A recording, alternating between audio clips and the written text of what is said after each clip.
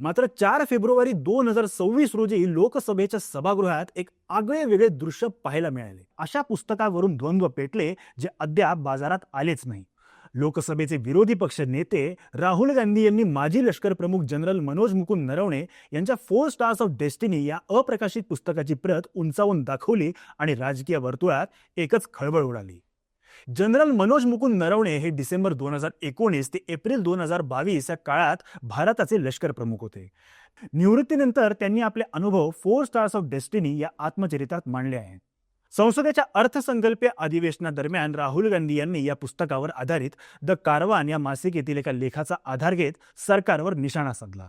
त्यांचा मुख्य आरोप असा होता की 2020च्या सीमा विवादावेळी जेव्हा चीनी रणगाडे भारतीय हद्दीजवळ येत होते तेव्हा तत्कालीन लष्कर प्रमुखांनी सरकारकडून स्पष्ट मार्गदर्शक सूचना मागितल्या होत्या. राहुल गांधींच्या दाव्यानुसार पुस्तकात असे नमूद आहे की पंतप्रधानांनी यावर थेट निर्णय न घेता तुम्हाला जे योग्य वाटेल ते करा असा संदेश दिला होता. राहुल गांधींच्या म्हणण्यानुसार हे सरकारचे अपयश असून पंतप्रधानांनी आपली जबाबदारी लष्करावर ढकलली होती. बुधवारी त्यांनी संसदेबाहेर ही छापील प्रत पत्रकारांना दाखवत हे बघा जे सरकार अस्तित्वात नाही म्हणतंय ना ते पुस्तक इथे आहे असे विधान केले.